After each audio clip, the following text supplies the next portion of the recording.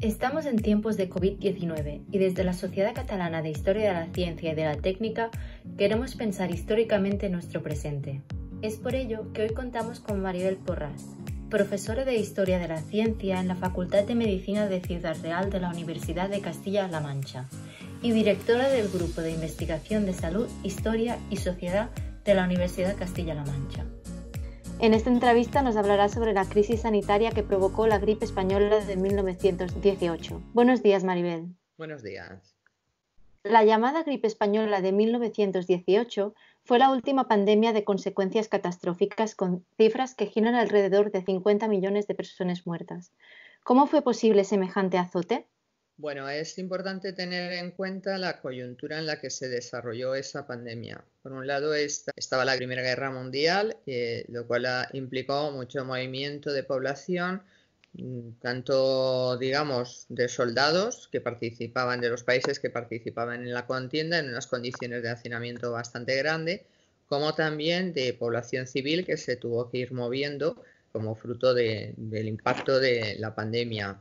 Por otro lado, también eran unas condiciones higiénico-sanitarias poco favorables. Tenemos que tener en cuenta que, claro, la gripe, como bien sabemos, se transmite por vía aérea y todo lo que facilite ese contacto próximo donde pueda llegar esas gotitas de saliva, pues facilita su difusión. Además, la población no estaba bien alimentada, bien porque incluso en aquellos países que no participaban en la Primera Guerra Mundial, como el nuestro, porque no llegaban bien los alimentos, porque se encarecieron mucho, porque se venía arrastrando en general a nivel mundial un periodo de crisis económica también importante. Y si a todo eso le sumamos la falta de inmunidad de la población, pues digamos, era el cóctel casi completo para facilitar que tuviera un impacto grande en la mortalidad. ¿En qué condiciones sociales se produjo aquella enfermedad? ¿Afectó por igual la ciudad y el campo? ¿Por qué se cebó más con la población más joven? Se me ha olvidado una cosa antes, que claro, por otro lado la medicina lo que podía ofrecer era un tratamiento sintomático, tampoco ni vacuna ni un tratamiento específico para eliminar al virus. Con respecto a esta segunda pregunta, bueno, en parte había dicho, ¿no? Porque esas condiciones sociales decía que no eran nada favorables. Son momentos en los que todavía, pues países como pudiera ser el nuestro, pues a nivel de las ciudades todavía no se había hecho una buena transformación de mejora. Por ejemplo, en Madrid se estaba remodelando y abriendo lo que luego va a ser la Gran Vía, por ejemplo. Entonces, eso nos da una idea que realmente las condiciones no eran muy favorables. Por otro lado, en general el impacto fue más en las ciudades, aunque no está bien estudiado porque no es demasiado fácil y yo no he estudiado directamente, ¿no?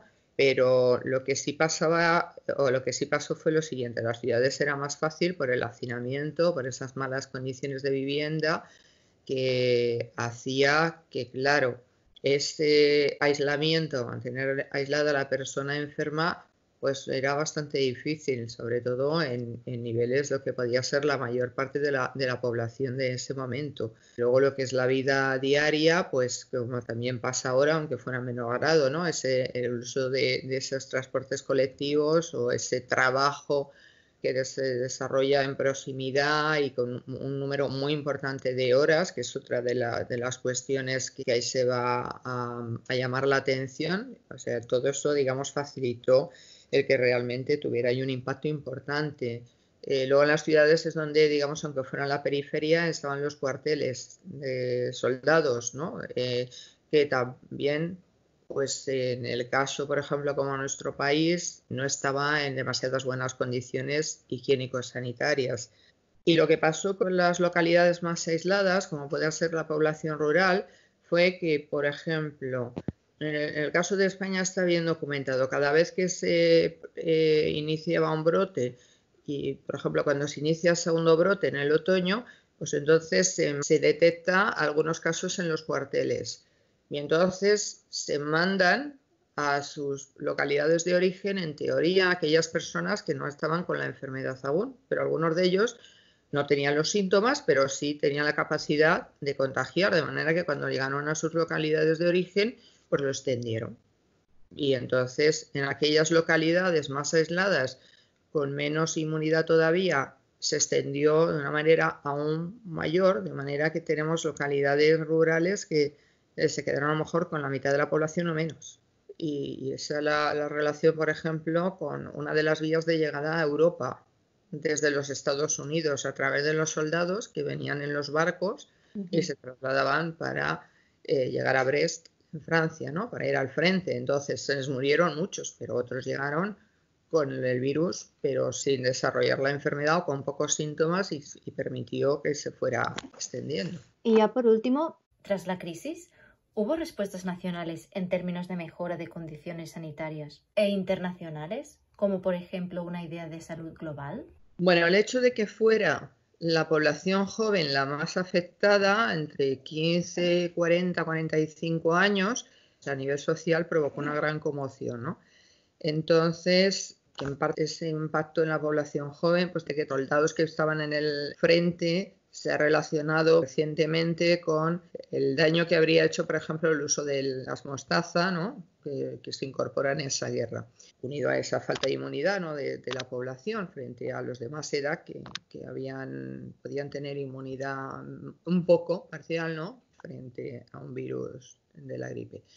Entonces, ese impacto social grande, ese número importante de muertos, aunque haya costado contarlos, podríamos decir, pues sí que es verdad que motivó durante el mismo desarrollo de la pandemia una serie de iniciativas de mejora a distintos niveles, ¿no? Por un lado, desde la propia medicina, que se sintió como fracasada porque esperaba que una enfermedad infecciosa podría aislar rápidamente el germen, preparar una vacuna específica, un suero también específico, y aquello no funcionó, porque no fue capaz de, mediante el laboratorio, decir, este es el germen de la gripe.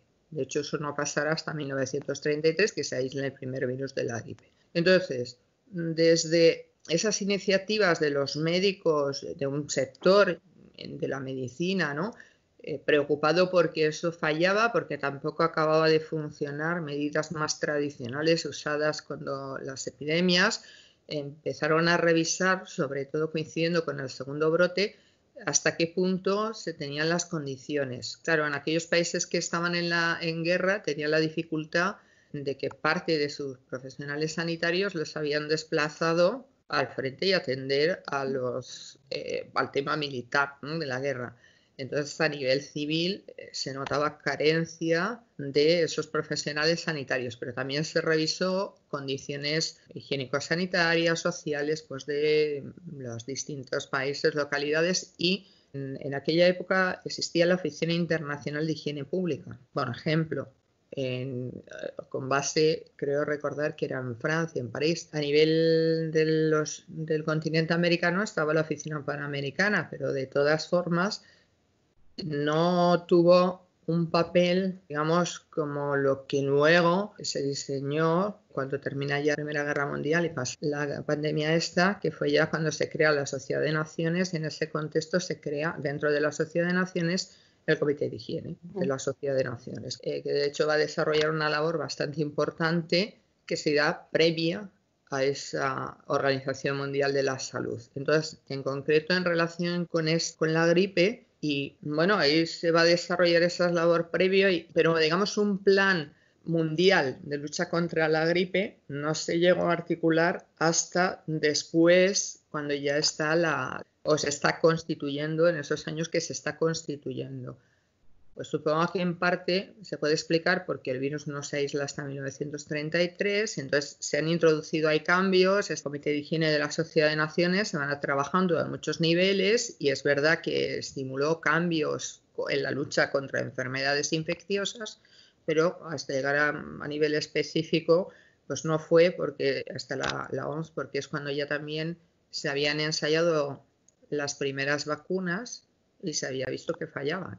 Es decir, que no era la idea esa que se tenía de vacuna como contra, por ejemplo, la viruela, que aplicamos la vacuna y se va a generar la inmunidad y da igual, cuando vuelva otra vez a ponerse en contacto. En nuestro país, pues durante la pandemia se hicieron propuestas en ese contexto de revisión, ¿no?, de cuál era nuestro nivel sanitario, nuestra legislación, nuestras instituciones, incluso la situación de los profesionales sanitarios, médicos, farmacéuticos, veterinarios, etcétera, ¿no? Entonces ahí hay un movimiento que va a facilitar que demandas de reorganización profesional que ya se tenían, pues se vuelvan en esos grupos profesionales se vuelvan a poner, ¿no? Como, bueno, esto está fallando porque estamos en estas condiciones y habría que hacer una serie de mejoras. Mejoras también en instituciones sanitarias, por ejemplo, se pidió que existiera al menos un Hospital Nacional de Enfermedades Infecciosas. Entonces, ese hospital se le dota los terrenos durante la pandemia y que será el que luego fue el Hospital de Rey Madrid y que se inauguró en 1925. Y junto a eso, otra serie de reformas a nivel, pues, de las viviendas o, por ejemplo, también se aprueba el retiro obrero. ¿Por qué? Porque en ese conjunto de propuestas que se van haciendo y que se debaten para evitar situaciones como la que se vivía en nuestro país, se discutieron varios proyectos de profilaxis pública de enfermedades infecciosas. Y en alguno de ellos se proponían los seguros sociales como una de las formas de combinar para darle también esa parte que cubriera la faceta socioeconómica que tiene impacto, claro, en producción de enfermedad y también en la capacidad de respuesta, junto a otras reformas más específicas de carácter, diríamos, más sanitario, ¿no? Esto no se llegó a aprobar, lo que se aprobó fue poquito, un real decreto, pero se discutió mucho e incluso se estuvo discutiendo en los años siguientes a la pandemia. Incluso creo recordar, porque lo trabajé hace, pues, bueno, bastante más de 20 años, pero creo recordar que hasta 1922 o 23 llegó aún a discutirse en el Congreso algún proyecto nuevo, ¿no? Y bueno, pues en ese contexto es en el que también a nivel internacional se planteaba, claro, no se hablaba de salud global, entonces era higiene internacional, pero va, por ejemplo, marcar que dentro de esa sociedad de naciones que yo decía antes, ¿no?, que se crea después de que pase la pandemia, por ejemplo, cuando llega un problema a Europa importante, que va a ser el de la poliomielitis, entonces dentro de ese comité de higiene también se examine a ver con qué respuesta hay que dar, se hagan propuestas y esas propuestas traten de aplicarse, por ejemplo, también en nuestro país, cuando se tiene una epidemia de poliomielitis importante en Madrid en 1929. Entonces ya se da un cambio, facilita, pues, un desarrollo de la estadística sanitaria, sirvió un poco para empujar a reformas que se habían planteado antes, que no habían ido adelante. Todo no se desarrolló, porque una vez que pasó, pues planes se relajaron, ¿no? Por ejemplo, nunca en nuestro país se llegó a crear en ese periodo, ni años inmediatamente después, pues el Ministerio de Sanidad, por ejemplo. Muchas gracias por tu colaboración y tus respuestas. Pues muchas gracias a vosotros.